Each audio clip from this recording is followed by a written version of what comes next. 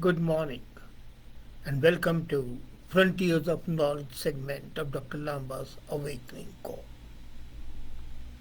No frontier of knowledge and no aspect of knowledge can be assimilated, obtained, unless you are educated.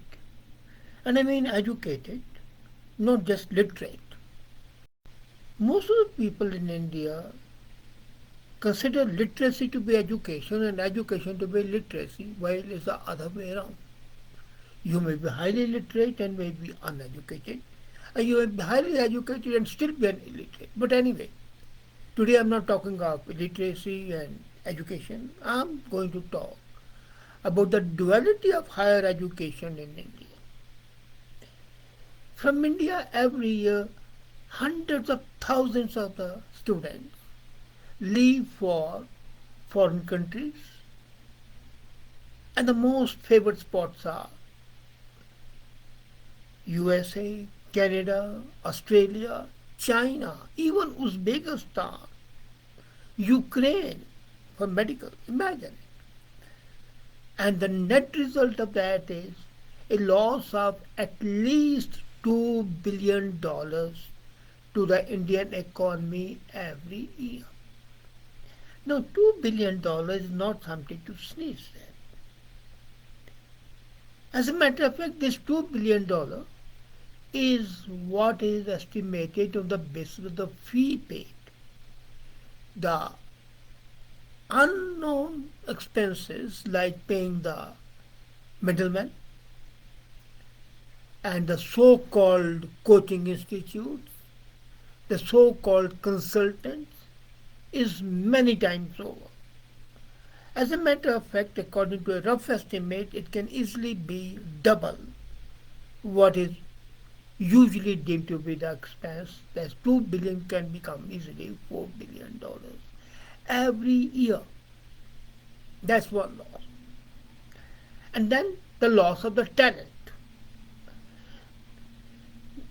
People who leave for education abroad, especially in USA, Canada, Australia, and such countries, they don't go back.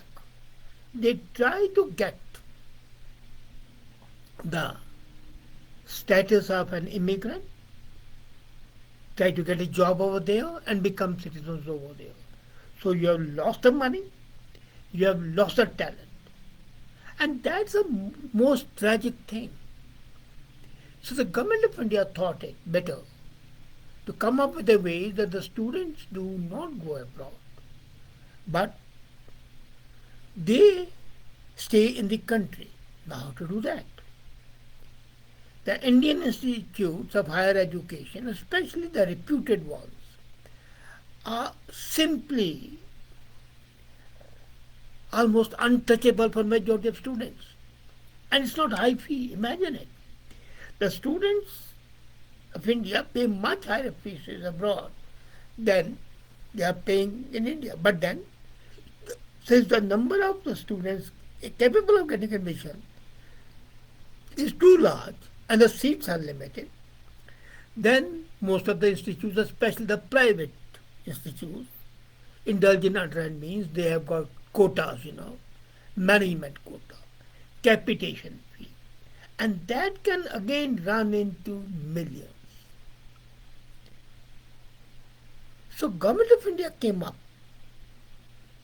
with a scheme, and it was simply to invite the foreign universities set up their campuses in India. Very good. So instead of student coming to Harvard to study, let the Harvard go there. If Muhammad doesn't go to the mountain, let mountain come and meet the Muhammad. Fine. No regrets.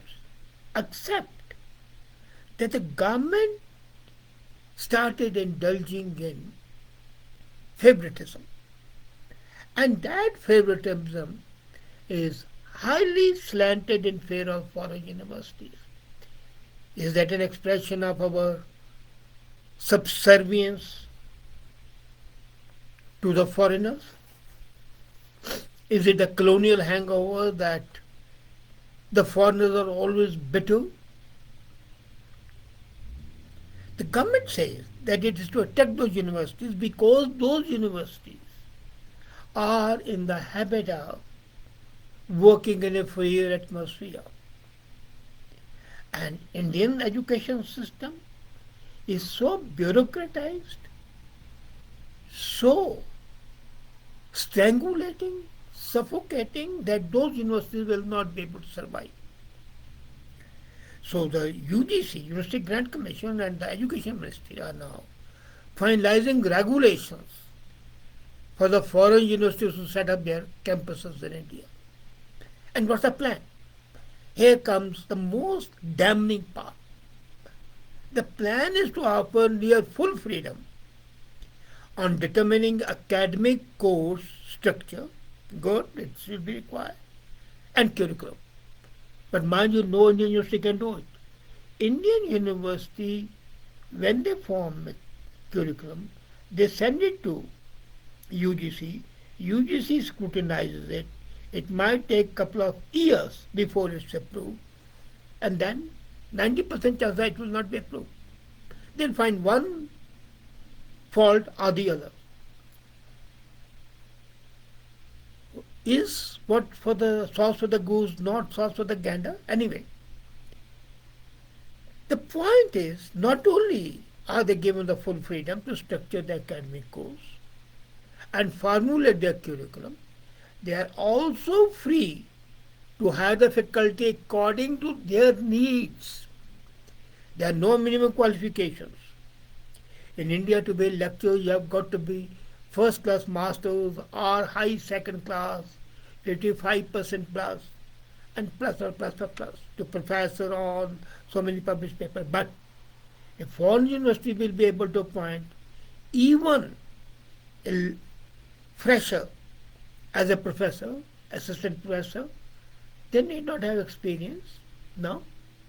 They need not have a doctorate degree. If they have it, well. But then they would be free to hire anybody. Then the salaries. They will pay salaries according to the country. What nonsense. Why don't you give freedom to the Indian university to pay the salaries according to what the person would earn anywhere else? No, but here the salaries are restricted. You are covered by the UGC rules and the salaries cannot exceed IAS standards. Are you aware of that? As a matter of fact, the teachers, especially the primary teachers, should be paid much higher salary because they are, in fact, formulating the citizenry. But no. And then they would also be free to charge the fee they want. The cap on the fee that is there for the Indian universities, both public and private, would not be there. So free for academic course structure, freedom for framing curriculum, freedom for hiring faculty, freedom for paying salaries, freedom for charging fee. Now the question arises, why should the Indian universities in India not enjoy these freedoms? These are good freedoms. I fully appreciate. But why this special dispensation for the foreign universities? Why deprive the Indian universities of the freedom? Why can't they breathe in freedom? Why must they be chained, strangled, suffocated, crushed? No reason. Except for the fact. And then another thing. All universities have a chancellor who might be semi-lunatic. We have seen the governors. They are absolutely, majority of them, incapable of thinking rationally. And they are the chancellors of the universities, not of these foreign universities. So there is a total overhaul of the whole system as far as these honored guests are concerned. I agree that the foreign universities have been wary of over-regulation. And I fully agree it should not be there. Over-regulation, as I said, is suffocating and is unacceptable, especially in academic circles. But have you seen Indian universities' condition? They are far worse off. They have to actually function under the restrictive regime of UGC. And the UGC decides the form. Even the private universities. Can you believe it? And if UGC wants to reform the system, it must apply the changes to all players, both domestic and foreign. And even the constitutionally, all are equal. So here some are more equal than the others, especially if they are foreigners. Highly slanted. And if UGC wants to reform the system, as I said, they must apply the changes. They are welcome changes, absolutely. But apply them across the table. What will happen otherwise? UGC will effectively be discriminating against domestic education providers. UGC will be responsible for further decimation of the Indian educational system. And since they would have courses of their own liking, who is to object that they again start teaching the benefits of the British Raj? That the Indians are incompetent, that all the progress in India is because of the blessings of the whites. That would be absolutely unfair, extraordinary in most markets.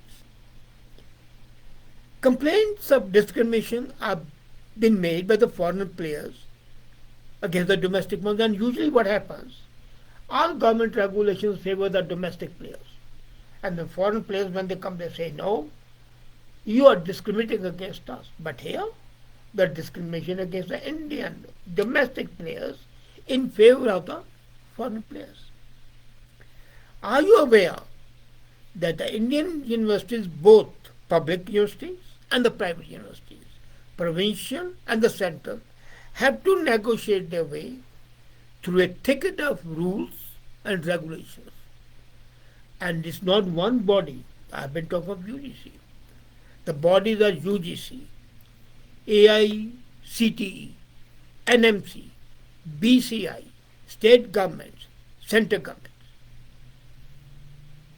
This plethora of the regulatory bodies framing diverse regulations are a stumbling block to the education.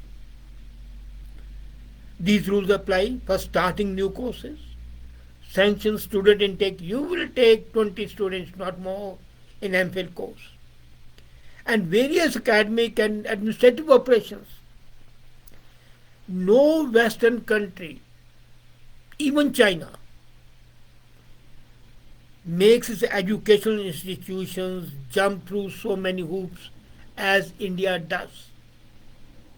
And it's not just independent experts who have raised questions, but these questions have been raised in Parliament itself. I remember in the times of Mrs. Gandhi, there was one gentleman, Gurbakh Singh, who was the Vice Chancellor of Delhi University, very competent person. And he sent some proposal to UGC.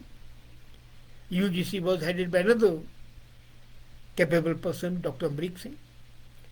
And it became a tussle between two giants. And the university was helpless. The parliamentary committee on education has more than one occasion found that these bodies, AICTE, UGC, NMC, they are highly overbearing, proud, conceited in their approach. And higher education market in India is already big. And it will become bigger comparable to China as the aspirations grow on the back of a long period of reasonable GDP growth. There's a growing demand and supply gap in the country in the higher education. That's a duality. We need higher education. We need foreign universities. And I agree that the changes they recommend are welcome. But my grouse is, why not apply them across the table? Why the revolutionary change from the Indian perspective be only given to the foreign players? There's a growing demand supply gap, as I said, and the better Indian universities can play a key role in bridging the gap. Universities like Mumbai University, Jadavpur University, Shanti Niketan, IITs. Even IITs are restricted by the intake and the salaries and everything. And these higher institutes of excellence, Indian Institute of Sciences, Bangalore, all the IITs, and some major universities, they can bridge the gap. But what's happening? They are burdened with regulations that they don't apply to these new bees, the new foreign company. And that is bad. That is something which is unacceptable. So the duality of the higher education is responsible for A, ensuring that the Indian student doesn't get the quality education. B, that the Indian institutions cannot come at par with the foreign ones. That's why when you see the ranking of the universities, you find one or two institutions coming up among the top 50. And they are capable of being in the top 5, top 3.